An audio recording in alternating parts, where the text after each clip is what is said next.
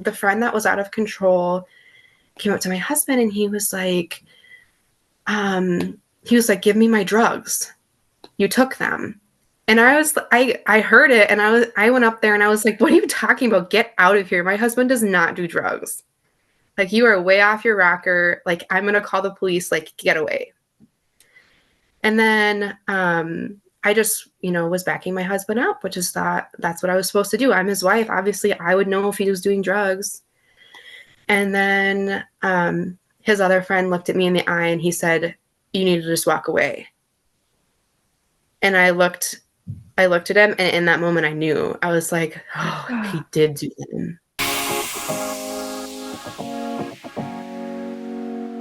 Welcome to the Empowered Wife podcast, where it's all about fixing your marriage without your man's conscious effort so that you feel desired and taken care of and special, even if your relationship feels hopeless right now. I'm Laura Doyle, and today we're talking about 2 ways to deal with a partner who is not affectionate. My guest, Jacqueline, was tired of her husband's porn and substance addiction and him sleeping on the couch and their sexless marriage. Then she made a decision to better herself, which was hard at first. But today, those addictions are no longer an issue and her marriage is amazing. And she feels adored and happier than she's ever been. She's going to tell us how she did it so you can do it too. But first, let's talk about 2 ways to deal with a partner who is not affectionate, because I still remember what a lonely, scary feeling that was when my husband's affection had just dried up. I mean, we went from being so close and wanting to sit together all the time and holding hands to all of a sudden, it was just gone. It had left the building. So I remember being so confused and worried that it was because I wasn't attractive enough anymore, that I had gotten older and put on a few pounds. And so it was like, physically, he wasn't attracted. But I'm even older now, and all that easy loving is back and better than ever. It's like when we first fell in love. So that wasn't it at all. And I'm just always so grateful that I asked those happily married wives for their secrets so that I could have the kind of shiny, amazing, affectionate marriage that I have now. Because it turns out there was a lot I didn't know. It turns out I had also gotten ugly, but not physically like I thought. Here are the 2 things that I was doing that made it impossible for him to be affectionate, and what I did instead that brought back all the fireworks and skyrocketed the passion. So the first mistake I was making is that I was being too helpful. Yeah, I was really stuck on my husband's paper. And what do I mean by that? Well, everyone's got their own paper, right? My paper is where all my decisions live, how much time I spend at work, what I eat for lunch, what time I go to bed, right? All those decisions. And my husband, of course, has his own paper with where he controls all of those things as well. So, but I was spending all my time on my husband's paper doing his resume so he could get a better job, so he could make more money, trying to make sure he ate healthier, telling him how he could be more tidy and also more affectionate. And of course, none of that was working. He didn't seem to appreciate it at all. And also, I didn't realize that it wasn't making him want to come any closer to me, quite the opposite. It was pushing him away because I reminded him of the last person that did all those helpful things for him, which was his mother.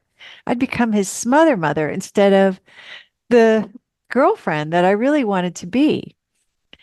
I also realized that at that time I had kind of a sour look on my face all the time, right? Because I wasn't happy with him because he didn't appreciate that I'd written his resume and bought his underwear for him. And he also wasn't being as affectionate as I wanted. And I thought that having that sour face would really drive that message home and help him straighten up and become more affectionate. I know as I'm saying this to you, I'm like, this makes no sense whatsoever. But this was the way I used to think about things, and it didn't work at all. So it wasn't until I got back on my own paper and started looking at what was there that my husband became so much more affectionate. And the way that I did that was by asking myself these two powerful questions. So write these down if you can, because this is going to really help get a lot more affection if you can start asking yourself these two questions. They are, how do I feel? And what do I want? How do I feel? And what do I want? So, how do I feel? Well, I feel tired. What do I want? I want to take a nap. I want to go to bed early, right? How do I feel? I feel bored. What do I want? I want to go have some fun. I think I'll go play volleyball, for example, right? Which leads me to mistake number two, which is I had forgotten who I am and who you probably are too, but may have forgotten. This happens, right? With all of our responsibilities, sometimes we forget who we are. We are the girls of fun and light. And yeah, I am calling myself a girl, even though I'm well over 12 years old, because I think that every woman has an inner, just want to have fun girl. And she deserves some airtime. She deserves her day in the sun. So, what I did was I started playing volleyball. And instead of like doing my husband's resume, buying his underwear, making his doctor's appointments, and this was incredibly uncomfortable at first for a couple of reasons. So, first of all, I felt guilty going to play volleyball because it was just frivolous. It wasn't making any extra money or getting the laundry done. It was just frivolous fun. And also, it was uncomfortable because I was a terrible volleyball player at first. I mean, I was really bad, but I still had fun. I still loved it. And a funny thing happened when I came home all sweaty from volleyball, with a big dumb grin on my face from all those endorphins and feeling so good. My husband was attracted to me and he was physically affectionate. He pulled me in by my waist and gave me a big kiss. So it's interesting to think about what might happen if you also start asking yourself those two powerful questions. How do I feel and what do I want? And then giving yourself those things, getting back on your own paper, having some frivolous fun, because I've found that those are two ways that I become an irresistible magnet to my husband, who was attracted to me in the beginning, right? And when I went back to being who I originally was, he was attracted to me again. Still can't keep his hands off of me. Still steals kisses. Still makes those bedroom eyes at me, just for being me. And it feels amazing to just be loved, just for who I am.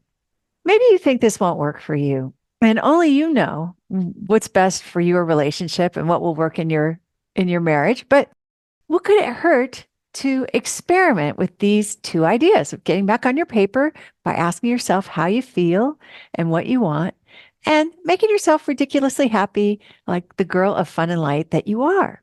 In my experience, it's going to make you an irresistible magnet for physical affection. I have exciting news for you because right now you can listen to my book, The Empowered Wife, for free with your Audible membership in the United States.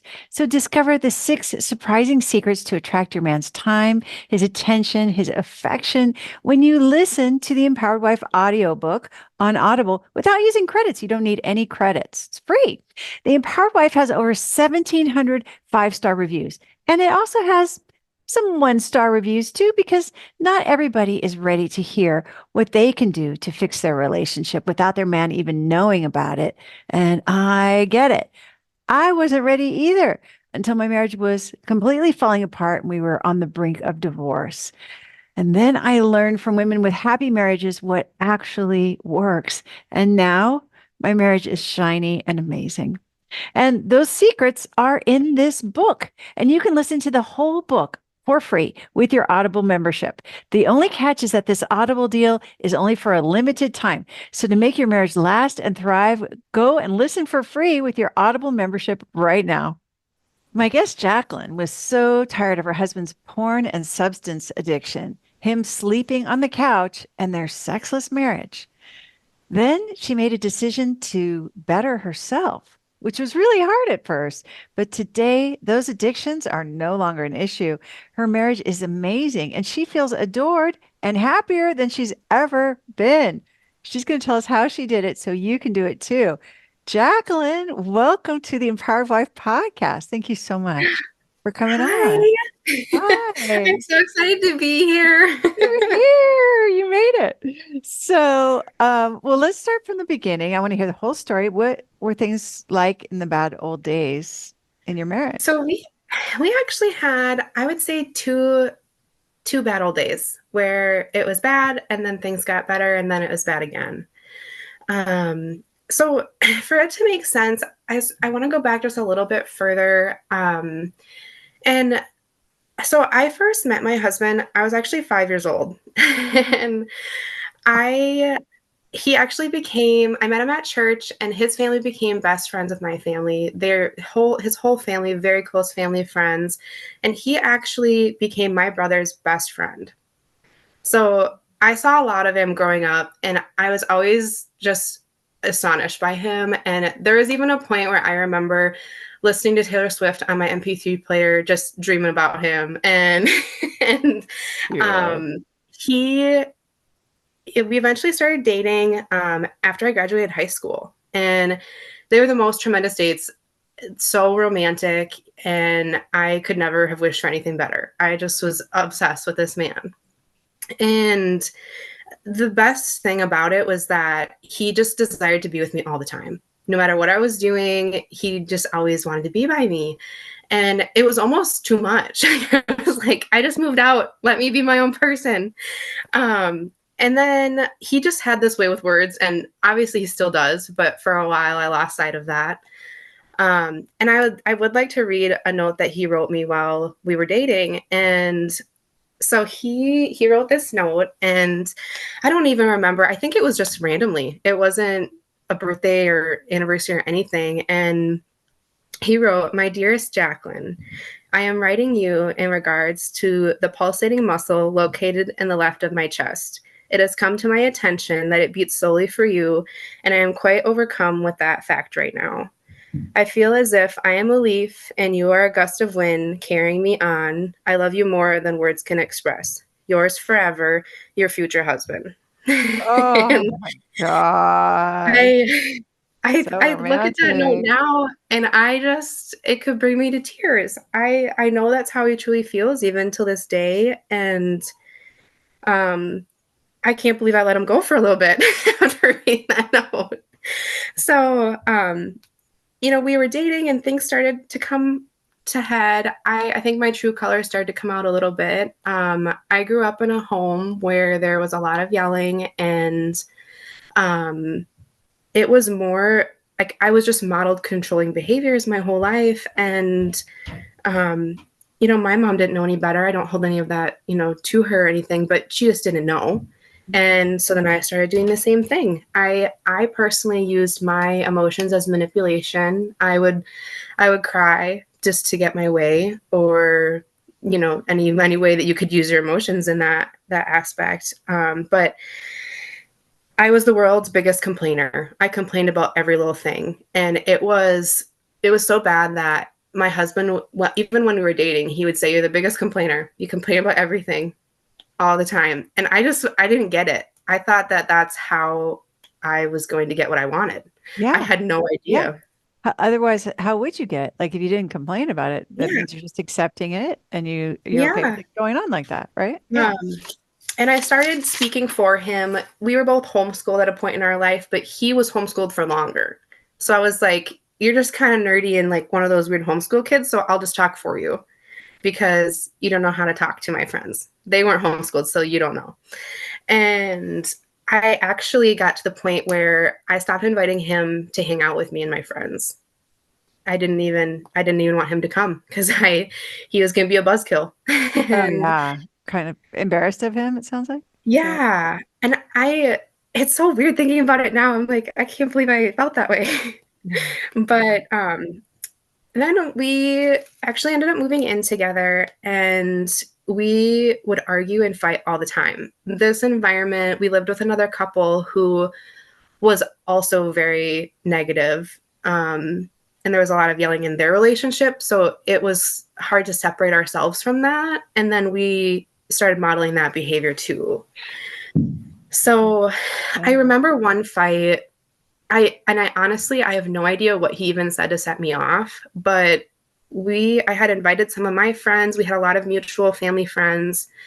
Some of my cousins were there, and I remember he said something that really hurt my feelings, and I snapped at him so loud that everyone in the room stopped and looked at me. And I remember my one cousin's face specifically, he was just like in horror looking at me. Like he was like, this is bad. Like everyone was uncomfortable. And it escalated to the point where we went upstairs to get away from everyone.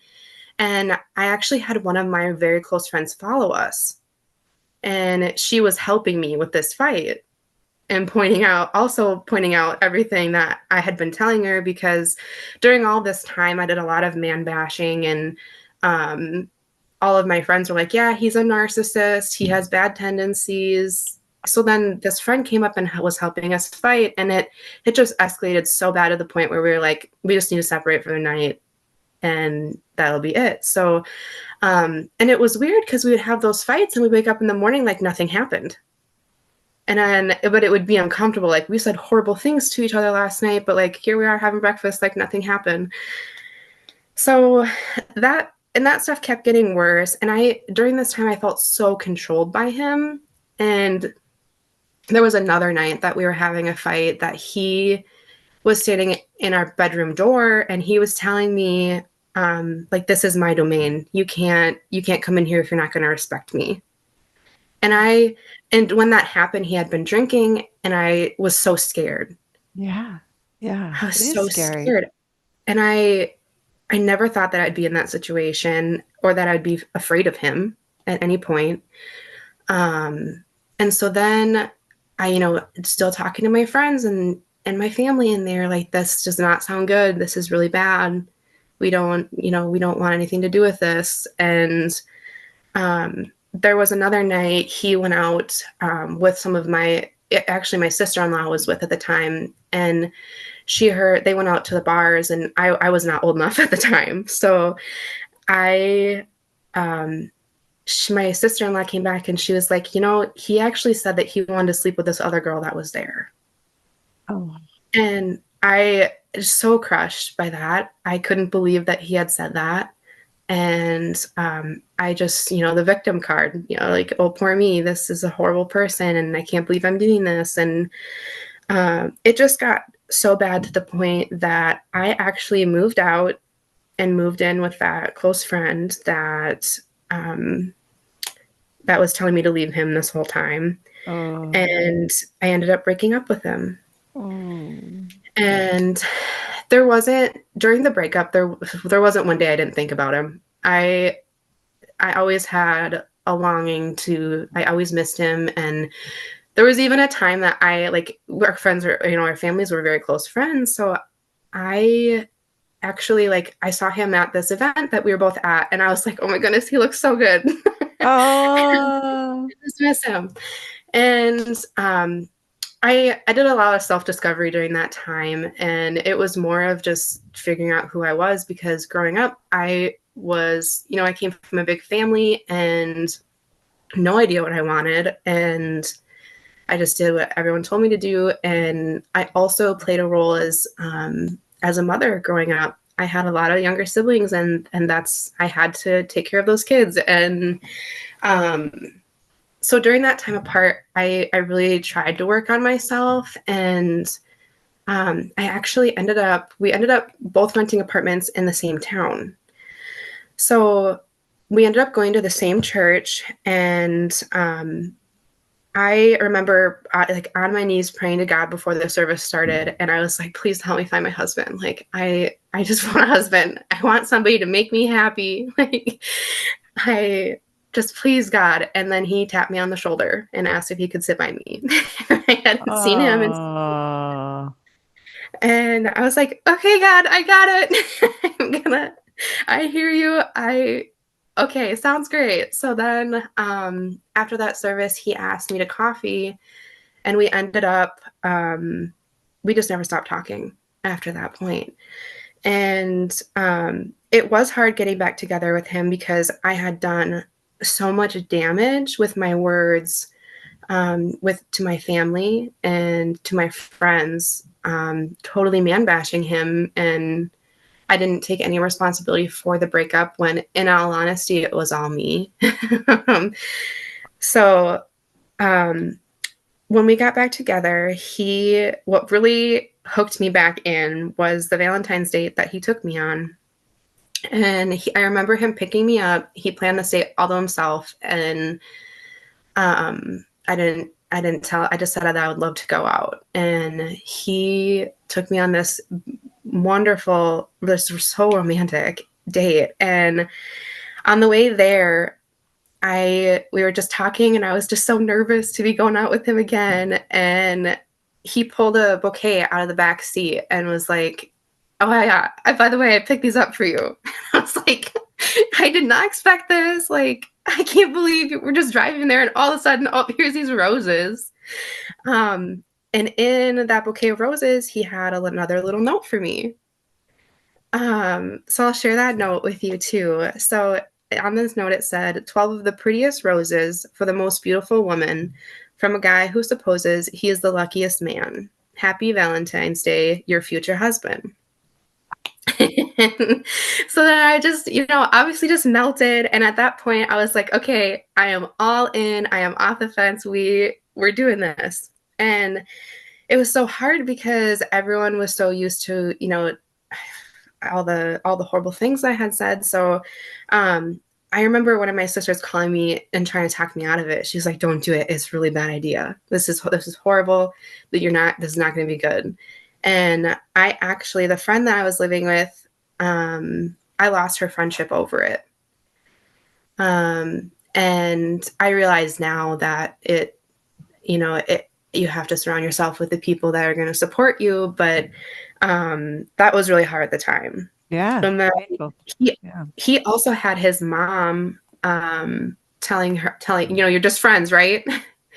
is what his mom was telling him. So we had it from both sides. And so we were dating, everything was going really well. And then the topic of the ring came up. And I wanted a very specific ring. I was like, I want a princess cut. I want it to be this color, this carat. And I could not let it go. And it was never like, he never was like, "Okay, yeah, I got it." So then I felt like I had to keep telling him over and over again. And it got to the point where he was like, "I already have it." And I was like, "Oh no, I shouldn't have said anything." I was like, you already have it. Okay, I got it. So then I'm like waiting for him to propose, So there's all this time, but he actually ended up proposing on top of a mountain in Colorado. And it, again, the most romantic thing you could imagine. It was a huge grand gesture. And everything was so wonderful. We got married. There was very minimal fighting. And then probably a few months into the marriage, things got hard again. And I remember our first big married fight was, we got married in May, and it was probably Labor Day that this fight happened. And the fight was about money. And at this time we had separate accounts because we were both working. And I didn't really see anything wrong with that. He was the major, he brought home the bacon. So I didn't have to work, but I was like, well, we don't have kids. I'll just keep working. And I was working a really stressful job at the time. It was so taxing that I would just come home and already dread going back the next day. And during this fight, I remember him saying, "It's not important what you do. It's not hard. What I do is hard." Mm. And we were actually at his parents' house during this fight. So again, we were fighting in front of our family members and raising our voices in front of our family members towards each other. And we actually scared everyone else off. Everyone went to bed and we kept fighting. And during that fight, his aunt actually got back up and she was on my side. And she was like, "No, it's not your money. It's both of your money." And I was like, oh, good. Like, see, I'm right. It's our money. And what I do is hard. And um, during that time, I don't think I was thinking at all for any of all he was contributing either, even though he was paying for our house and every bill that we had. But so that fight happened. And again, we woke up the next day like nothing happened, even though we said all these horrible things to each other. But I started noticing distance after these fights. And there were Cold Wars sometimes, but it was more that it felt like we were drifting apart. We weren't as close as we were. And I started walking on eggshells. I was so concerned with his mood all the time. I wanted to make sure that he was happy and that if he was upset or if he wasn't, smiling or over the top joyful, I was, are you okay? What are you thinking about? Everything, like, how's it going? And I did that in the car a lot. I always said, what are you thinking? We can't have any silence. So what are you thinking about? And he'd be like, nothing. I'm in my nothing box. And I'm like, what do you mean? You have to be thinking about something.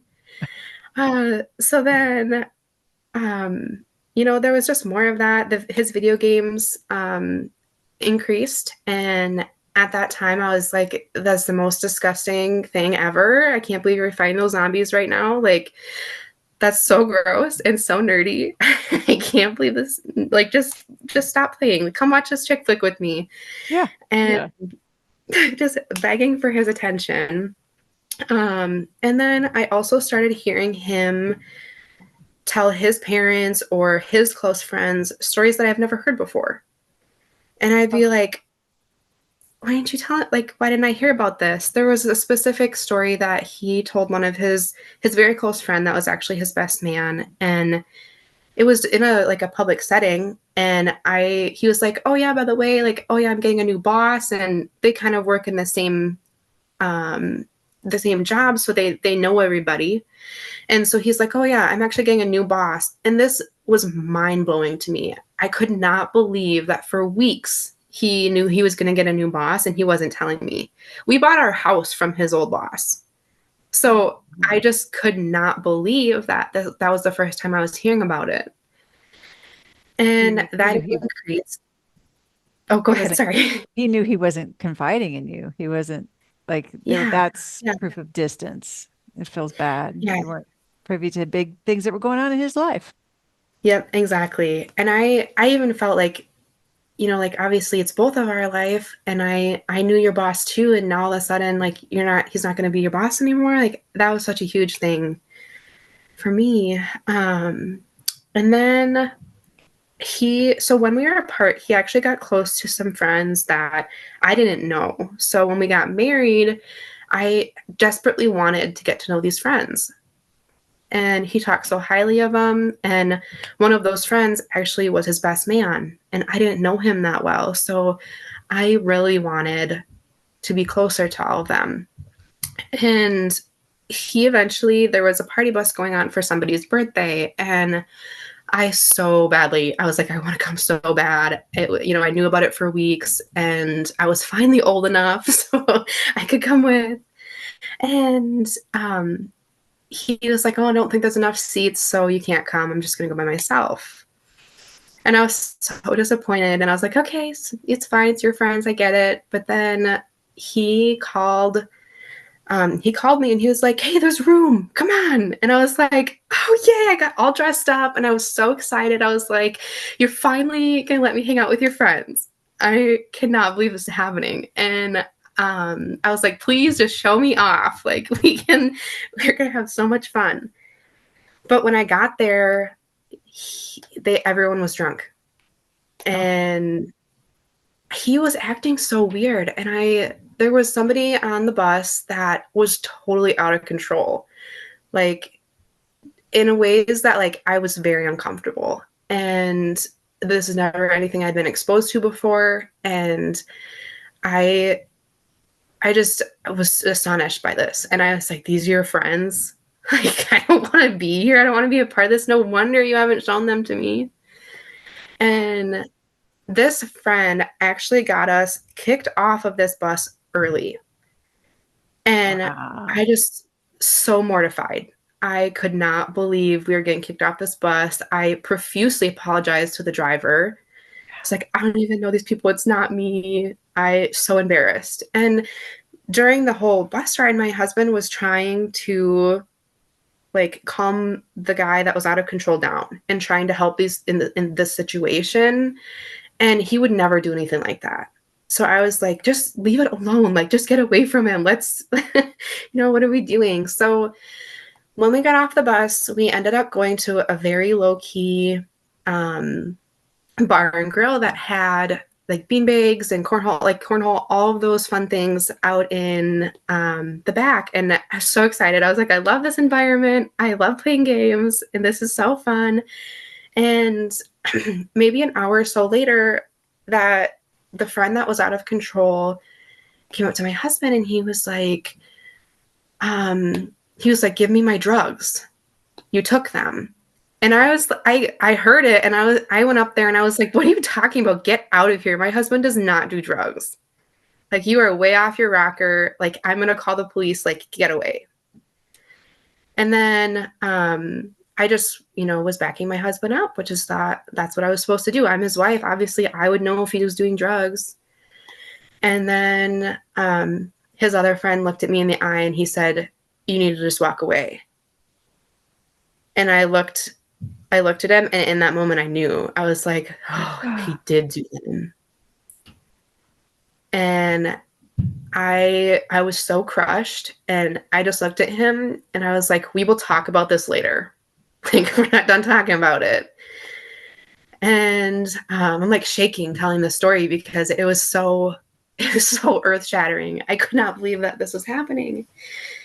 And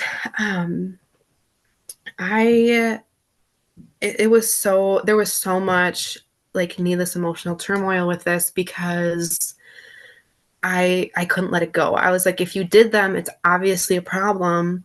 And anytime that he left to go see his friends after that, every single time I was questioning, just at home in so much anxiety, just, I wonder if he's doing it. I wonder if he's going to come home and I'm going to be able to tell. I looked up signs to look for if they were doing it. And during this time, I'm still telling my sisters about it. Just, I don't know what to do. He's doing the drugs, guys. This is bad.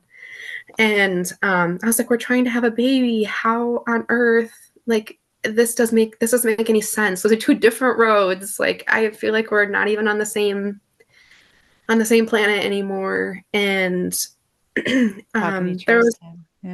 Yeah. yeah, absolutely. I thought I would never have to worry about it. Like we grew up in a very, Wholesome environment. religious. Yeah. Yeah. Yeah. So then there was a night that I was like, we were laying in bed together, and I was like, I can't even get comfortable. This is such a big deal. And he kept telling me, like, it's not an addiction. It's not an addiction. Don't worry about it. I'm not addicted to it. I don't have to do it again. But he was like, the problem is that you think it's a problem. And he was really hurt that I was focusing on it. But I could not let it go. No. I could not. And so we thought about it for weeks, and I dealt with it for months, worrying about it. And during all this time, he's drinking a lot too. So that I was worried about, obviously worried about his health, and like, can you even be a father? Like, I I was just doubting everything at this point. And so then about a month later, after that fight, I found out I was pregnant. And so then the whole pregnancy was not at all what I thought it was going to be like. And my mom had a lot of kids and she never had a problem. It always seemed easy to her, or like from my point of view. So I just never thought Yeah. I would have any problems, but it was so hard. I was sick in the first trimester, and I complained about every little thing because my whole world was changing, like coming from a very controlling person, there were things happening to my body that I couldn't control. And I just I just remember the morning sickness being so bad. And I remember my family members being like, it's not that bad. Like, you're just over exaggerating. And it went all around. And that was very hurtful. So I was like, I'm the victim here. Like, oh, poor me. This is a really hard pregnancy. You guys don't even know what you're talking about. And then I just wasn't getting any sympathy from my husband. And I almost felt like anytime I said anything, he just ignored me. And I just felt really alone, especially like, I'm carrying your child. Like, Yeah. it was very hurtful. So I was probably around 20 weeks pregnant, and I decided to have a State of the Union address. And it was immediately when my husband got home from work. It was kind of like I was talking to my sisters all day, like, this is what I'm going to say, and this is going to fix it. And then he got home, and I was like, I need to talk to you right now. And I just told him, like, I'm not happy, that I'm having a really hard time with this pregnancy, and you're not making me happy. And I remember he laughed at me. And he was like, "We're fine. You're fine. What are you even talking about?" And I'm like, "You're not hearing what I'm saying. Like, you're not making me happy." And he was like, "We're fine." He's like, "You're just being crazy. Don't worry about it." Ouch. And I'm like, "Okay, well, I feel like I'm being manipulated. Like, you're telling me that what I'm feeling is not okay, or that it's not real." And I'm like, "Well, I don't know, maybe I am crazy." Like So I gaslighting. just Yeah. Yeah, yep. I just very invalidating, and um nothing came of that, just more distance. And he started playing video games even more, or looking at his phone even more. And then my pregnancy got even harder. And I developed a condition where it's called PUPS. And what happens when you get that is your skin itches so bad that Oh. it's like worse than poison ivy. Oh. And there's absolutely nothing that the doctors can do to help it. The only thing that makes it go away is to give birth. And Oh. I got this at 32 weeks, I think. And it was so bad that I was in such agony that I would just cry and cry and cry. And I tried everything holistic I could find. I tried every antihistamine, or like ointment that I could try, and nothing helped. I remember just taking warm wash rags, and just rubbing my skin because it was so itchy. And they actually there's women that even compare it to chicken pox or shingles because it's so Oh. bad. So I developed that Awful. condition. So there was, something horrible happening in my body that I couldn't control again. And I got very little sympathy from my husband. I felt like he was just sick of hearing it. I'm like, okay, well, I'm sick of feeling this way. So, um, I was dealing with all of that. And then I also ended up putting the nursery together pretty much by myself. I built the crib and the dresser and everything on my own because he wasn't going to do it on my timeline. So I had to do it because I'm nesting and this is what you're supposed to do. Yes. Yes. So then, all of that, there were still the random arguments during this time, and a really hard pregnancy, and I had a really hard labor and recovery too. And I actually ended up getting really, really bad postpartum anxiety. And it was so bad to the point where I couldn't leave. I didn't want to leave the house, and I didn't want people to come over. I was very alone, and I I wouldn't even go on walks. I I loved walks prior to having my child, but I was scared that somebody was going to take us, or I had these very intrusive thoughts, and I could hardly leave. And my provider had prescribed me anti-anxiety meds to help with it, and I was like, no, I don't need them. Like, I'm tough. I can handle this. So I actually never ended up even taking them. But things gradually got a little bit easier with that as time went on, but it was really hard for a while. And I, was just very alone during this time. I felt like I knew how to take care of our daughter better than he could. I grew up with babies, so obviously I know what I'm doing. Which is You'd funny already been a because mom, kind of. You'd already, yeah, like, you've been a mom, right? You had those younger siblings. Yeah. exactly. Which in hindsight, my husband also grew up in a large family, so he knew a little something about it. Oh, all right. But I was the one that was staying home with my siblings, so I really knew what I was doing. But then, parenting got hard, and just being parents in general. It was really hard for me to lose a sense of my identity and being able to do what I wanted. I had a really hard time with self-care. My baby came before my husband and myself, so it was, just like any mother would feel. I did a lot of wife lessons, and I would, it was anything from with the cloth diapers. I was such a martyr. I was like, oh, I'm going to help us financially and do cloth diapers because that's what I should do. And then, nope, you have to put the insert in this way. And then when you take it off, or this is how, I very specific instructions. And then she's a girl, so you have to wipe her a certain way. You can't not wipe back to front. And No. that's a big Okay. deal. You're going to get her sick. Obviously you wouldn't know that because you're a boy, even though you have majority of all your siblings are sisters. And then there was the whole sleep training problem. With my anxiety, I had a really hard time hearing my daughter cry. And I started working a new wonderful job that I love, and I can work from home. So while my husband is taking care of her while I'm working, I couldn't listen to her cry.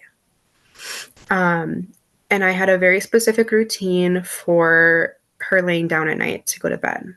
And the first time that I let my husband do it, I'm so just almost embarrassing. But I stood outside the door and watched him the whole time. He Make was sure trying he's to lay doing it down. right. Yeah. Yeah, I couldn't let him just do it. So, there was that. Then I would make sure he washed the bottles correctly. And I remember one time there was the white residue on the bottles after he had washed them. And I was like, you are doing it wrong. Yeah. Um, and then I also felt during this time that his parents were just so overbearing. And it's just heartbreaking for me to say that out loud now because I love them so much. Oh. But back then, I truly, like, they didn't respect the food I wanted to feed her. They didn't care if she slept on them. They didn't care about her routines. They wanted to feed her too much sugar, and they came over too much, and they made a mess of my house, and my perfect little nest was was ruined, and I had a really hard time with that. And I guess I didn't realize how much that was also hurting my husband because I complained about it nonstop. Your dad's too abrasive. I don't want them here. They just want to be up in our business. They don't give us any space. And there was a lot of that going on. And then this is about the time that he stopped sleeping by me. And at the time, I really thought that it was because of our daughter, because I was co-sleeping with her.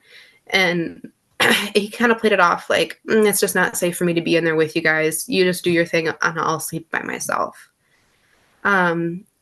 So I guess now when I look back, I think a lot of it too was that I was an absolute grizzly bear. Like, if you come to bed and you wake me up, I'm going to bite your head off. And don't take the blanket from me. I am perfectly cozy how I am. And now that I think about it, I think a lot of that was probably a contributing factor too. And he just wanted me to get my sleep and not bother me. But he, stopped sleeping by me. It was probably 7 straight months that he didn't sleep by me at all. Not one night.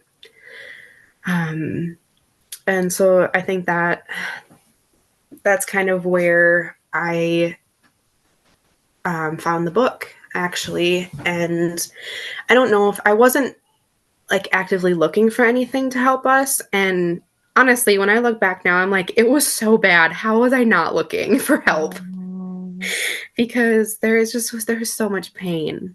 And so it was actually probably 6 months after my daughter was born. I was talking to my sister, my beautiful sister, and I was man bashing again, complaining again, and then my sister told me about this book, and she's like, "You have to try it." Um, she's like, "I think you'd really like it." Actually, Mom showed it to me, is what she told me, and I was like, "Mom showed it to you? How come she didn't show it to me?" And I was almost like a little bit jealous by that, but I guess I I never was really close to my mom about those things, so I don't, maybe she just didn't have the opportunity. But anyhow, she showed me this book, and I was like, all right, I'll take a peek at it. And it was The Empowered Wife by Laura Doyle, and I was like, okay. Um, and when I first read it, I I was like, yeah, that makes sense, but like we're just not that bad. Like yeah, yeah, like I don't think they get it. I have kids, so it's different. yeah, I have a yeah. kid, and I related to a lot of it, but I was also like, no, like I'm not that desperate yet. I don't need to. I don't. I can keep doing what I'm doing.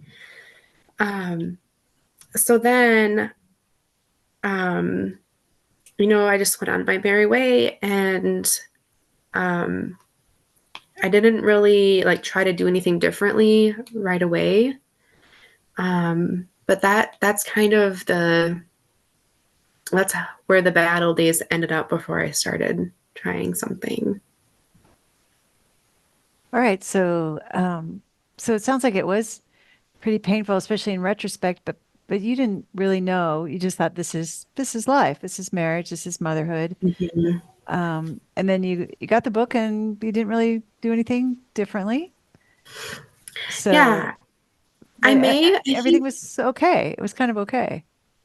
yeah, because it wasn't like, I mean, it wasn't all bad. I'm like, well, we had that one blow up fight with the drugs and the alcohol, but I'm, it wasn't like he was coming home, you know, out of his mind. It just kind of, that's just how it was. And Yeah. I think that's really true. I just thought that's how everything was. It's just the guy that I have, and it is what it is.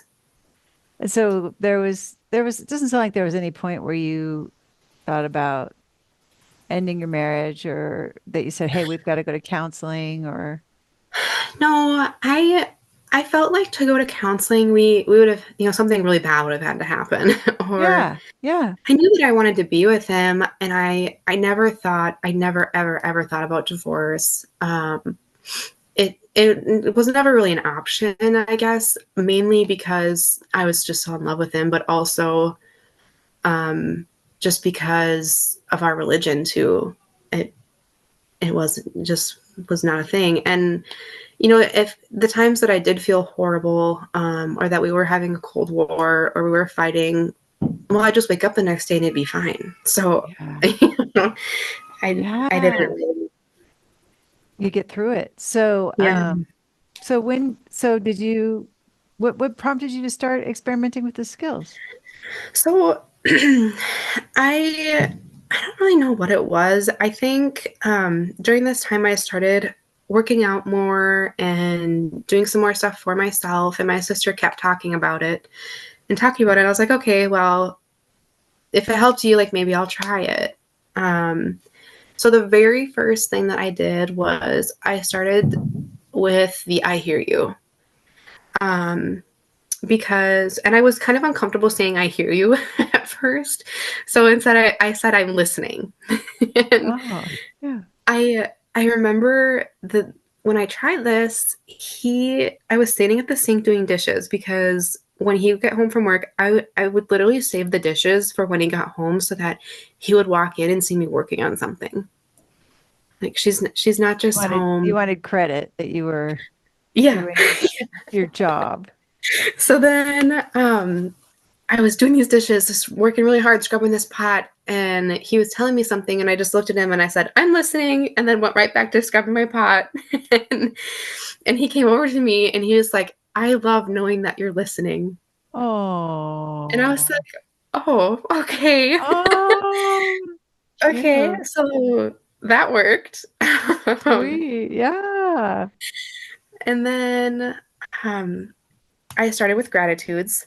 And the very first thing that I did, and I had started listening to the podcast at this time, which I love. and um, I decided to start. I said, I don't know if I heard this specific example in a podcast or where I came up with it, but I was like, I'm going to send him an email with a list of 28 gratitudes I have for him.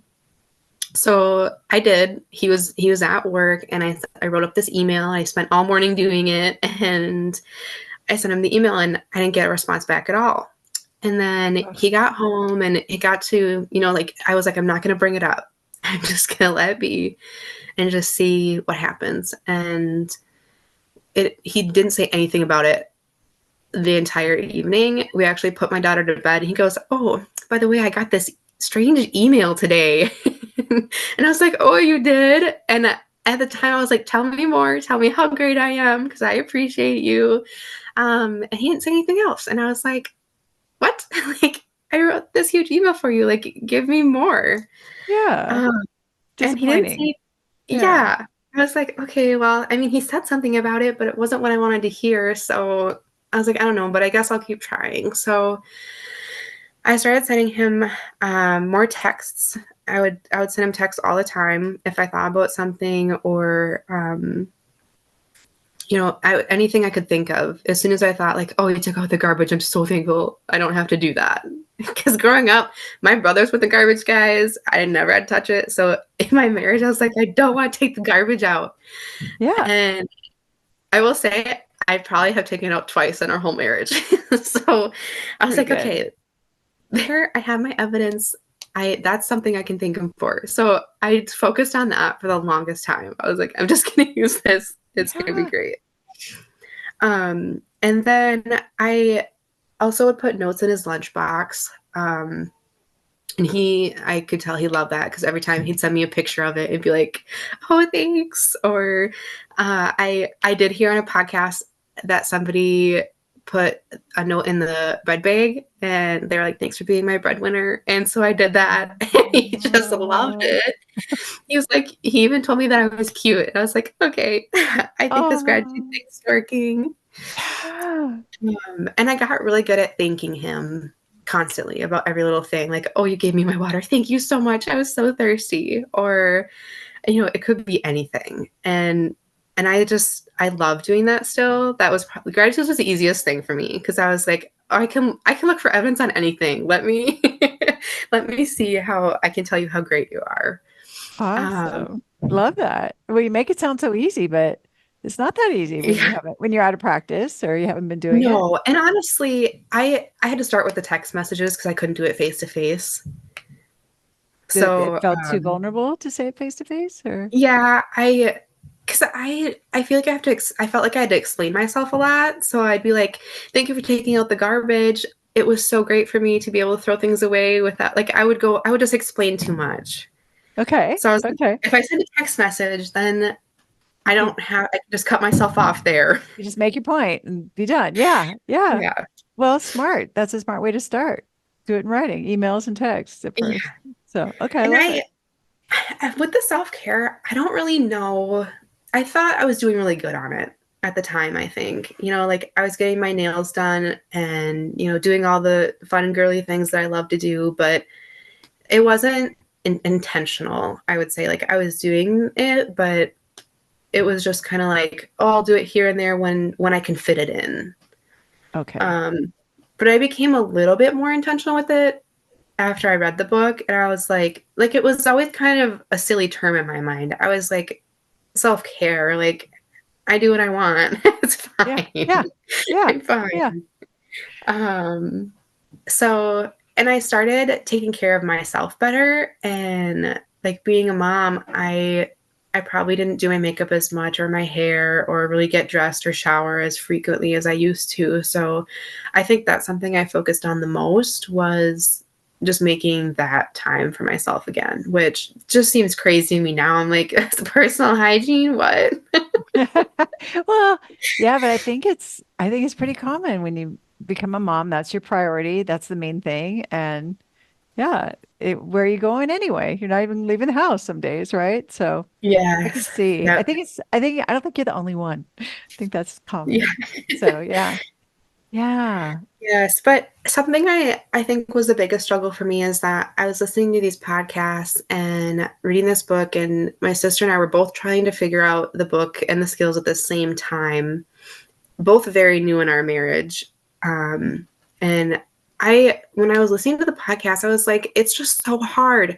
I feel like I really felt like there's nobody had that got married young, that had a baby right away and had problems right away and found the book this early. So I was like, I don't know how to relate these situations to my own life, or I was like looking for specific examples to help me.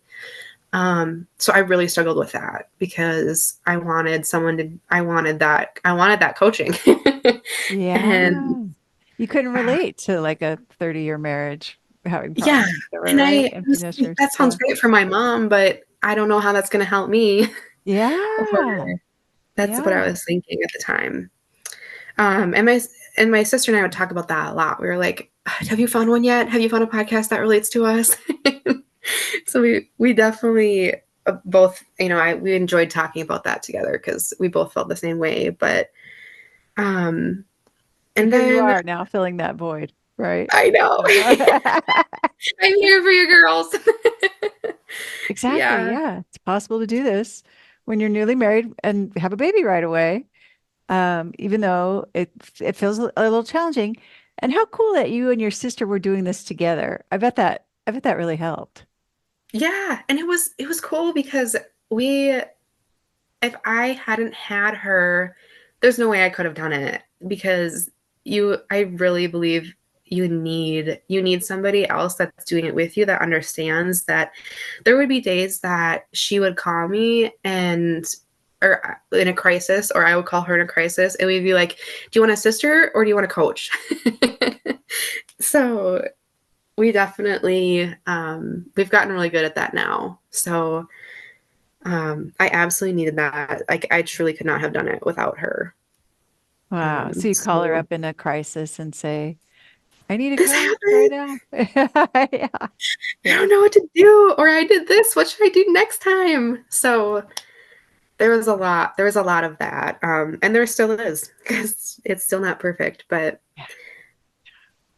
And so when you call your sister, so were you both sort of standing for each other's marriage, would you say? oh Like yeah, absolutely. no more man bashing. No, no, not at all. That was one of the biggest things that changed for me is that I may have I think when I actually got back together with my husband, I was like, I'm not gonna talk crap about him anymore. I'm not doing that. Like that's not what I want. But this took it to a whole new level. And it wasn't just it was there was no criticizing at all. Never. And that was we tried really hard to be positive, and um it really helped because we also realized that it's not that fun to talk when we're complaining the whole time either. So Didn't feel that there good, huh? Yeah. no, and Yeah. it was so interesting to finally understand that because I just couldn't.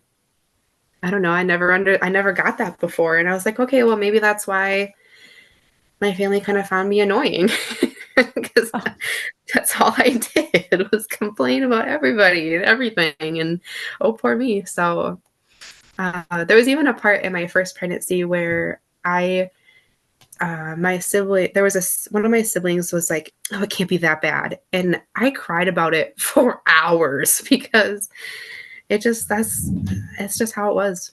And even growing up, I remember one of my older brothers brought home a girlfriend, and he looked at me and he was like, oh, she's the one.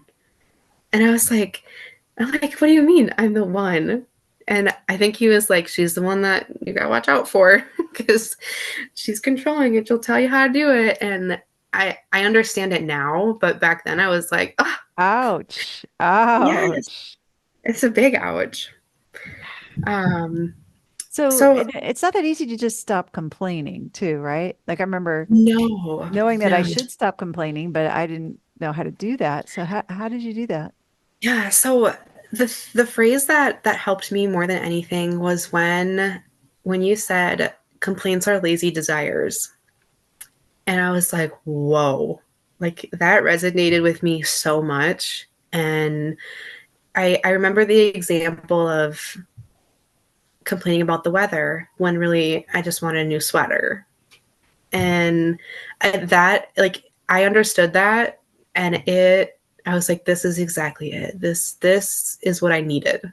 And the whole like expressing desires thing really, really helped with that because I didn't know how to ask for what I wanted. I didn't even know what I wanted, first of all.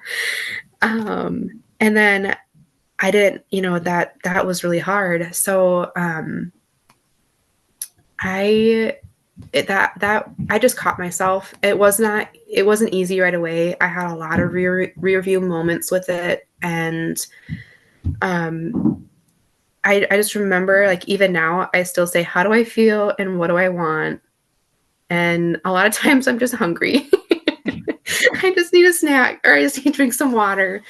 Um and it's gotten a lot easier, but like expressing my desire instead of complaining, that was so hard. I felt so vulnerable seeing it, and I it's just interesting because I'm like, if I complain, I feel like my husband just shuts his ears off.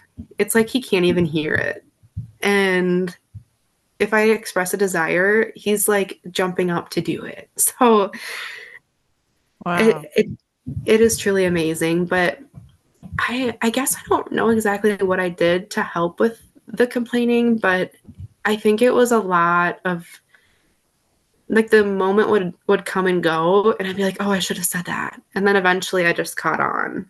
That's awesome. I mean, that's a great explanation because it wasn't that you weren't expressing yourself. You're not just sucking it up and Mhm. suffering endlessly. You asked yourself how you felt and what you wanted. And then once you realized what your desires were, then you could Yeah. express those. And then you saw your husband really responded to that beautifully, it sounds like. Mhm. Yeah. So then, um, the thing with expressing desires too that was really hard was that I didn't understand for the longest time that I had to release my expectations. And I remember actually going through podcast after podcast being like, how in the world do I do this? Because it's not working. And I eventually realized, like, I was talking to my sister one day and she goes, well, I think it might be the expectations we have. And I was like, you're so right. That's it. So after I really started releasing expectations, that's really when the desire started working. And I got more and more comfortable saying them, and it just started working after that point. Wow, that's great. You were so accountable. I love that. That's not easy to it's hard to see your blind spots, right? When you have an expectation Yeah. in them. So Yeah. yeah, how cool. That's great. Yeah. Yep. Another thing I tried was an apology for being disrespectful. This this I don't even know. I knew the biggest problem that I had at the time when I first started it was how controlling I was with our daughter. So I just got the courage to say it, and I was like, I just want to apologize for being disrespectful when I am critical of how you take care of our daughter. And it was something along those lines. And I remember him looking at me and being like, yay, progress. And I was like, Ouch. what? You can't, like, you have to tell me that I'm great now. And even Right? after he said that, I like stood around, like, just like a wallflower next to him, like, just waiting for you to say something else. And, Like maybe uh, you'll apologize for something you did, or yeah, right, or say yes, how what a wonderful wife and mother I am, or you're hoping, yes. yeah, but that But didn't nothing. It come. was just, yay, progress. I was like, all right, well, that didn't work. No. But Right? It didn't work to get appreciated yourself or apologize to yourself. yeah. Yeah. So there was a lot of figuring out how to use the skills purely without manipulation. That was a hard. Yeah. That was hard. Right. But relinquishing control was the hardest thing. I think something that helped me with that was just saying, I trust him. I trust him. I trust him. I would just say that in my mind all the time. I trust him. He can change a diaper. I trust him. He can get our kids dressed. Um, That's one of great. one of the big things I did for relinquishing control was over his desire to get a motorcycle. And I told him this when we were dating, when we were engaged, every day of his life. He knew that I did not want him to get a motorcycle. And I made it a boundary, actually. And I would tell him, I don't want you to leave this house, get on that thing, and me not know if I'm going to see you again. And we call them donor cycles at work. And I just despised them for the longest time. So I know that I complained about it so much. So I was like, okay, well, I can try this. And so one night I told him, I just want to apologize for how negative I've been with your desire to get a motorcycle. And I don't want to be the reason that you can't have one anymore. And I can't believe I did that. I still can't believe it. But he ate it up and he loved it and he looked at motorcycles immediately. And I was like, "Oh no, he's actually going to get one." But I knew at that time that, and I did tell him to, I trust that you're a good driver and I trust that you would never do anything that would negatively impact yourself or our family. Ugh, And it just, he hugged me and he was like, oh, he was showing me pictures of all these motorcycles, telling me everything about them. And I felt like he opened up in a way that he hadn't opened up in a long time. wow. And I was like, okay, this is actually working. This might be a thing. That's right. How cool. So that must have taken a lot of courage. Yeah. And it's so funny because right after I told him, we were with his family and he was talking about motorcycles or something. And he was like, oh, yeah, by the way, guys, my wife said I can get one. He's so proud. He's so Yeah. excited.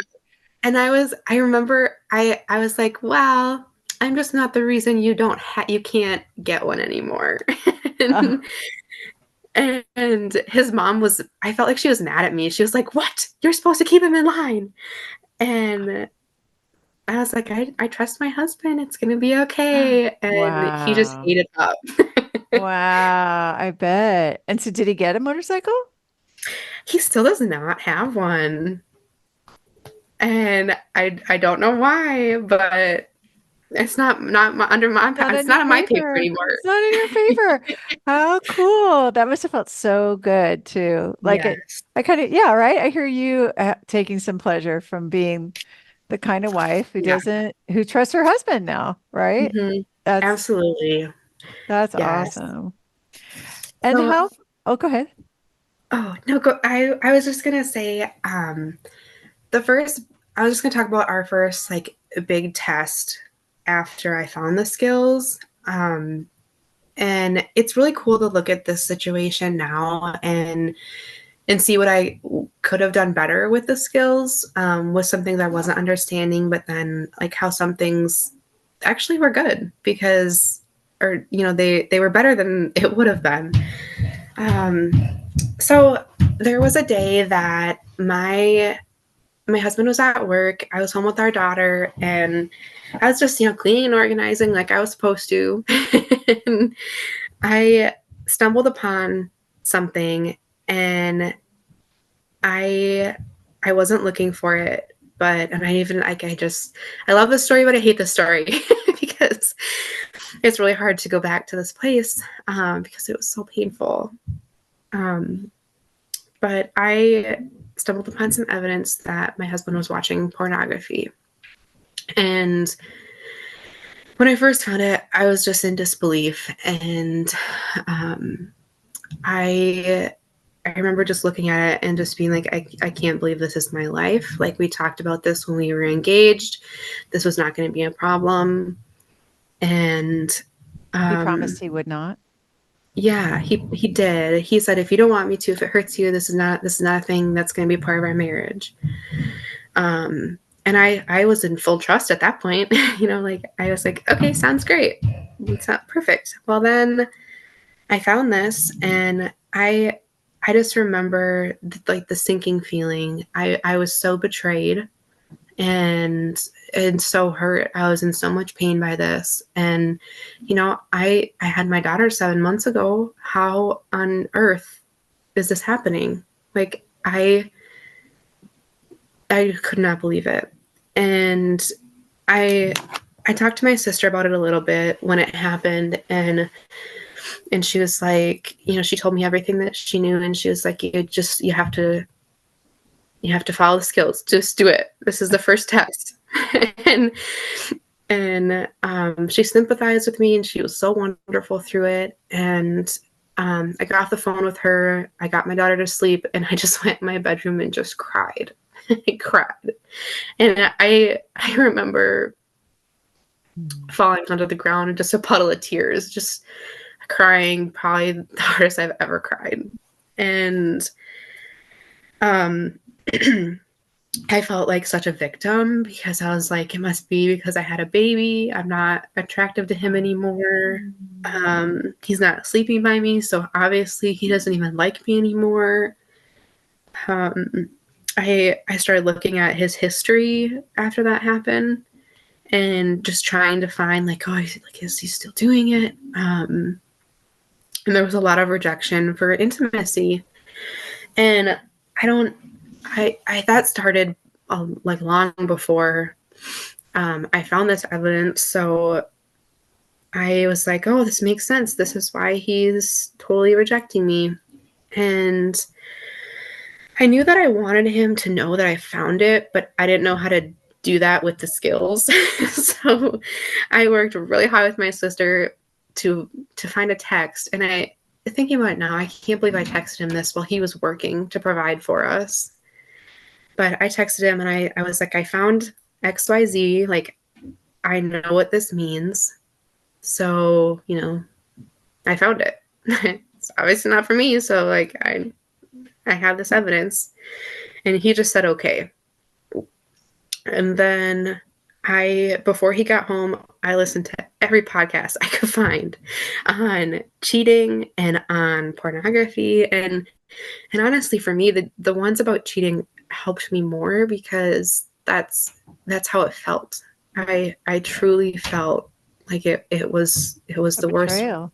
Yeah. Yeah, it was so painful. And I remember talking with my sister and being like, okay, when he gets home, I am going to be the goddess of fun and light and welcome him home because I don't want to leave him. I want to be married to him and I want to get through this. And so he got home, and I remember he was terrified, like so scared of what he was walking into in his house. I remember looking out the window and watching him walk to the mailbox, and the way he was carrying himself, I knew he was terrified.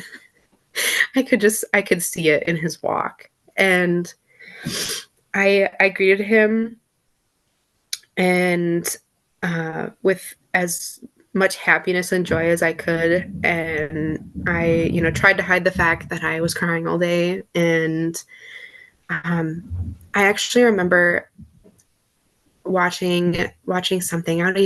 These aren't my words, but it really resonated with me at the time. And it said, I can show up with life, or I can show up with a knife.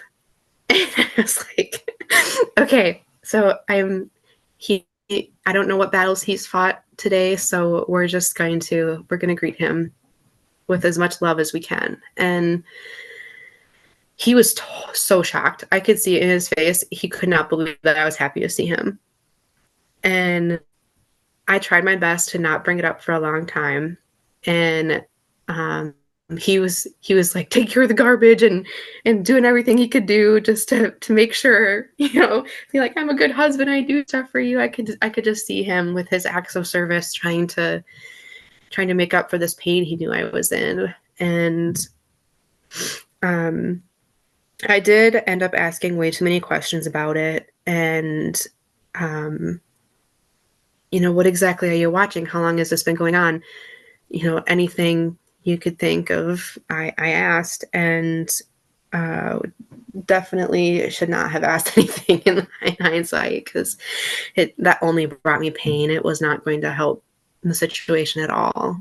And I moped around the house for weeks, and I almost didn't even want to be in the same room as him. And when we had talked about it, it's not an addiction. It's not an addiction. I can just stop. It's not a problem.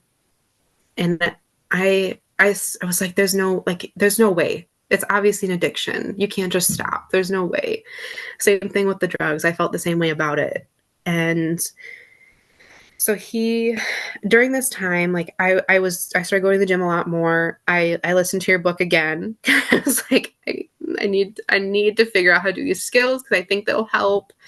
And I just binging podcast after podcast after podcast, just studying the material. And I would hide in my office while I was working, whereas before I would, come up and see him once in a while. I just hid. I hid and listened to my podcast, and I drank my wine, and I started focusing on self-care more. So I would hide in my office with my wine, and I would paint while I was working. And I loved it. That self-care helped me through this pain more than I think anything could have. And Wow. You got back on your paper. You're like, yeah. what's on Jacqueline's paper? She wants to paint and have some Mhm. wine. And yeah, Yeah. that's Yeah, exactly. And I went back and forth so much during this time. And I even went out and bought lingerie, and I was like, oh, I'm going to try this. It's going to be great. It's going to fix everything. And I had made myself available, and he didn't initiate. So I was so hurt by that. And oh yeah. I was like, it's not working. I'm so frustrated. And I went up to him, and I told him that I'm so sick of being rejected by you. And he looked at me. I felt like he was just angry. And he was like, what are you talking about? He was like almost, he defended himself. And again, I was crazy, and this is not working. And he made me, I felt gaslighted again. I was like, okay, well, that didn't work. And then with the lingerie, I even told him, you don't even like it. It doesn't even help. I'm just not as attractive as I used to be. And he told me that, he was like, well, you act like it's going to be life changing, and it's just not. And I was like, okay, ouch. Ouch. Yeah. So then there was more moping around the house. Um, I remember I would even get so upset that in the car, I would just look out the window the whole time, and even have my knees pointed at the window. I was like, I'm not even going to look at him. And there was one day we were getting ready to go to an event with his family, and he looked at me and he was like, "What's the matter? What's wrong?" He's like, "You look so sad." And I was like, "I just can't stop thinking about the porn." And I just burst into tears. And he hugged me, and it was probably the first time that I was ever like purely vulnerable with him, where I wasn't trying to get attention. I wasn't trying to hurt him. I just was in so much pain by this. And it was really hard because we're going to this event, and now I am crying in his shoulder. Like, how am I supposed to put myself together and go to this event? And he had told me he was like, I don't want you to tell me if you forgive me if you don't forgive me. And Oh. there there was a lot of that going on. And I think that was where I truly started to forgive him, because it clicked. I was like, he feels horrible. He doesn't want to hurt me. And it totally changed everything in Wow. that moment. And Vulnerability. I love it. That really is yeah, that's a great example yeah, of vulnerability really triggering, yeah, him wanting to be a better man for you, it sounds like. yeah, yeah. And there was even, I remember during one of our fights we had, he was telling me, "This is the worst. This is the worst part of the better for worse. So you just have to love me through it." And I was like, "I'm trying." But Oh, sounds I like he was remember very that accountable too. too. He was very accountable. Yeah, yeah, absolutely. Yep. He was very Wow. sweet about it. Yeah. Yeah. Great Um, story. Love that example. Yeah. So, yeah, what is your, and now it's not a problem. what's that? I was gonna say, now none of that's a problem. It's not a problem anymore. Wow. That's No. huge. So would you say it's not a problem because he stopped, or it's not a problem because you're not focusing on it, or how is it not a Probably. problem? Well, I stopped focusing on it, and it's kind of interesting because I stopped focusing on it, and I trust that he's not doing it anymore. And that I don't. I think the biggest piece is that I don't focus on it. And there was like, I had a lot of trigger warnings with it. Like, I was like, if he's sleeping on the couch, then that's a bad sign. And um, I remember calling my sister up. It actually was probably a month or so ago, and I was like, he's totally doing it. I have so much evidence. This is happening again. And she was like, "You want me to be a coach or a sister?" I was like, "Oh, dang it, you got me. You can be a coach, I guess." Yeah, yeah. You're like, well, yeah. So sister would mean you could just complain, or she would Yeah, just, but a coach you would mean listen. she would kind of invite you to look at your paper, it sounds like. Yes, yep, absolutely. And I was like, okay, by saying that, I know that I need you to be a coach, so just do it. And she helped me overcome that fear again, and deal with the triggers that I was feeling. And I actually realized that what I thought was so-called evidence was just, it was legitimately all in my head. And I can't believe I even thought that it was a thing again. I was like, I almost lost trust and blew up at him, and I would have regretted that so much. And I'm so glad I didn't do it, because it was not true. Wow.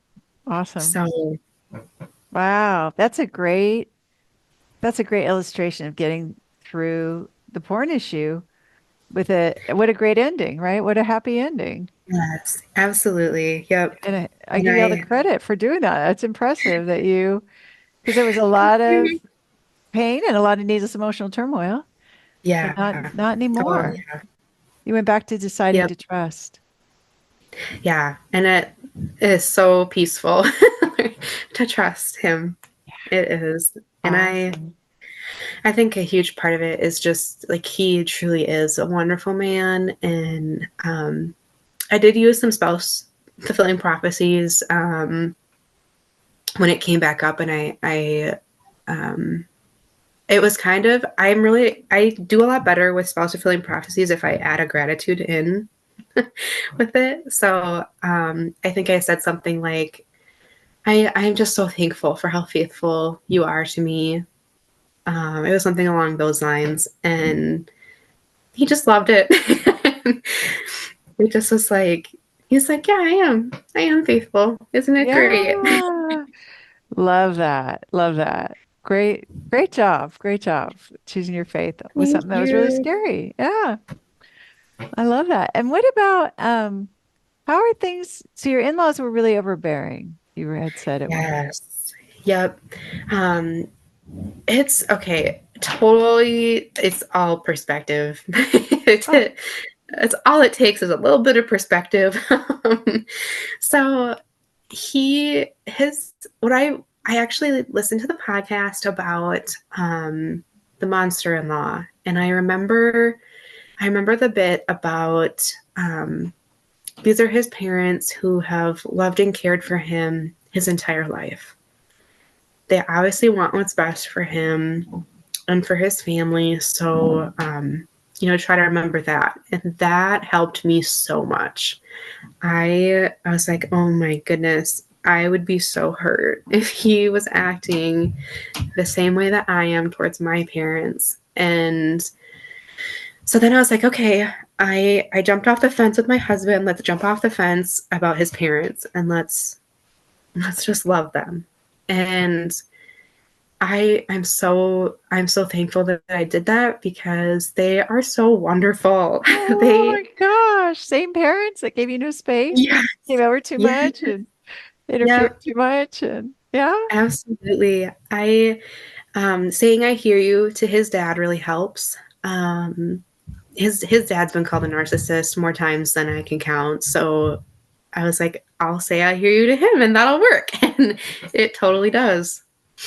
Wow. And I started expressing my desires to them because I think I had a lot of things I wanted beforehand, but um, I was too scared to say anything to them. So I think one of an example I have is I just said I would really love if my daughter had more fresh foods while we're here. Um, and so the sugar stopped. Really? Wow. There's I mean, like on holidays and stuff, I can loosen up a little bit, but that was something that was really hard for me. And I think another thing with his mom that I really had to relinquish control over was that especially in the beginning of our relationship, he talked to her a lot, and I remember him saying, "I love you, mama," but it was in a way that I was almost jealous of it. and and it might have been the first year we were engaged or the first year we were married, his mom gave me a gift for Christmas that um, it was a note that I actually wrote my husband when I was 9 years old. She had put it into Oh a my shadow. She kept it. She kept gosh. it all these years, put it into a shadow box, and she gave it back to me. I love that note so much. It's the most embarrassing note that a 9-year-old could write, but it is the sweetest thing ever. And I couldn't believe that she kept it. And so I go back to that because I'm like, if she thought to keep that and give it back to me, give it back to me all these years later, like she truly loves us and obviously wants what is best for us. So um, that's something I always go back to. So I think the skills kind of helped me find evidence of how loving and caring they are instead of overbearing. Oh, I love that story. She's loved you for a long time since before you were Yes. 9 years old. Yeah, Yeah, beautiful. Great job absolutely. creating wonderful relationships with your in-laws too. Really Yes, good. thank you. Yes. Yeah, It's so great. it is great. It is great. Well, what do you think you'd give as a tip to somebody who is where you were, especially let's say with the porn, or he's sleeping on the couch for 7 months and you're feeling rejected. And he's not opening up to you. He's taking drugs. You didn't even know about it. And she wants what you have now, where you just feel, so close and like that you can trust him. You feel that you can trust your husband. He's Yeah. just a wonderful man. What's your Uh, advice for her? I would honestly say if there is anything in your relationship that is causing you pain, or as little as it is, you can make that all go away. Like you have all the power, and I truly didn't know that how I was showing up affected everything so much, and um, I would just say it's just not worth it to have any of that pain. And there is something that'll help. I know there are a lot of self-help books out there, but I like this is going to change every aspect of your life. And I mean, of course I would just give her a big hug, because it is an incredible, like incredibly painful place to be, at some of my lows, but like she can do it, and there is a way out, and it doesn't have to be painful. um I think that may have helped me, but I guess not. Like there's certain things that I thought like truly, like that's just how marriage is, and it can be all fairy tales, and you can be the princess that you grew up watching on TV, and that's not just a thing for books or movies. Like that can be your marriage, and that this is truly the way to do it. Fantastic. So you're such a shining example of what's possible as far as being a princess. So, what do you think you'd say to Jacqueline if you could go back in time and tell her what you know now? um I I would just it's I don't know if I would have listened, but I would have invited her to be accountable for her own actions, and then also, there's you just try it, because you can always go back. Here's this book. I wish that I would have gotten it for my wedding as a present. And I wish I would have read it in high school. I wish they taught it in schools, but um, I I would give me the book, because what I'm experiencing now is straight out of a fairy tale, and I give the book to everyone I know.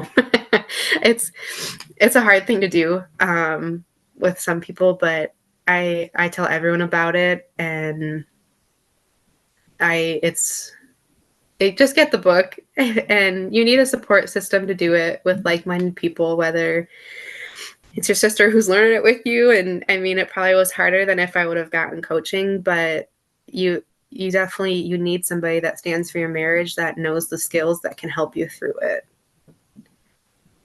I love that. Well, I want to congratulate and just do my happy dance with you, Jacqueline, because wow, Thank you did you. it. You get that Best Wife Award. Yes, you do. You deserve it. Thank you so Right? much. Your pain was real, and now you've gone into Wife Wonderland. It's a real place, right? And where you Yeah. live now, and you did I it. just feel I just feel like you should just see some of the texts or the notes that I get from my husband now. Like, like it's so amazing. I seriously, the other day he messaged me from work, and he was like, "Hey, tell Alexa to play Strangers in the Night by Frankie, and know that I'm thinking about you, love." Oh my gosh, just so romantic.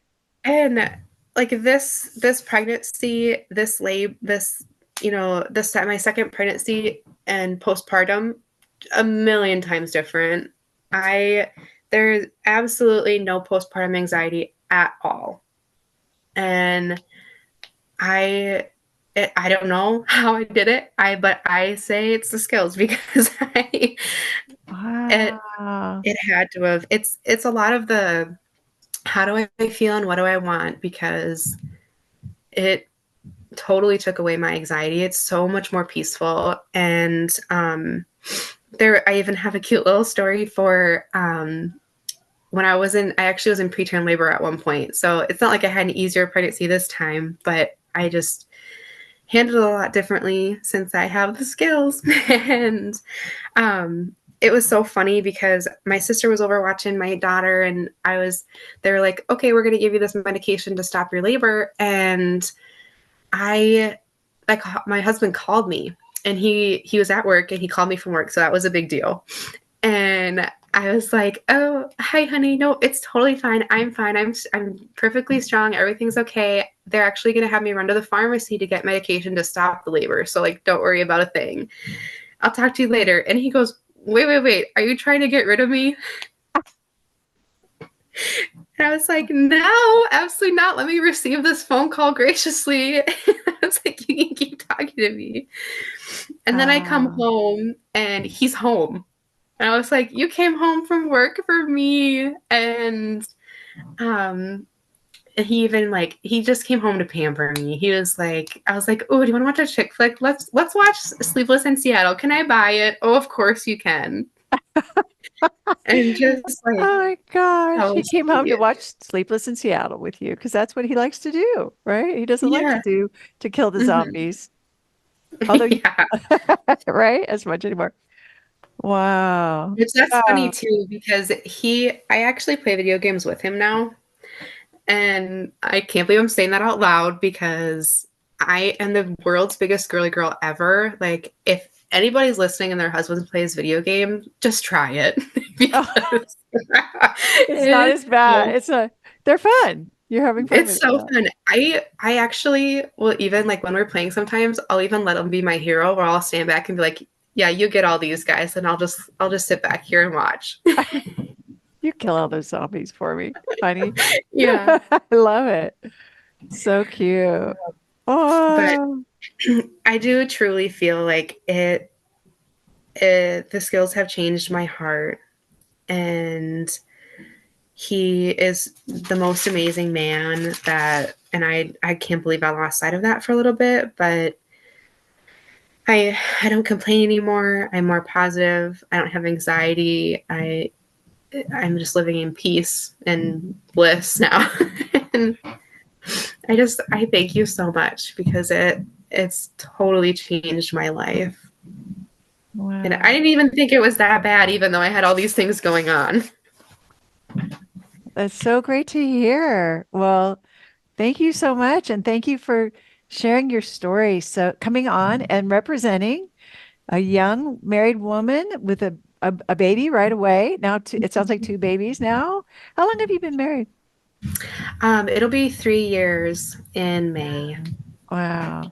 And the whole rest of your marriage, you'll have these skills, right? Like I'm so excited. I'm envious, right? Like I wish I would have had them as young as you do. So, but I give you all the credit for being open and willing to experiment with them and try them and creating a beautiful family. So, Thank you so woo! much. Well done. Thank you. Thank you so much. I I owe it all to you and to my lovely sister for being my personal coach. And I couldn't have done it without you guys. Oh, love it. Great job. According to a study at Harvard, and this was horrifying to hear, if you know a couple who's getting divorced, you are 75% more likely to get divorced too. Woo!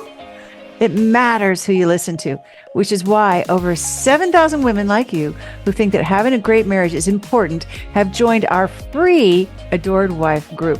The Adored Wife group is a launch pad where you can meet our certified coaches and discover the best next steps for making your marriage last and thrive. It's 100% free to join.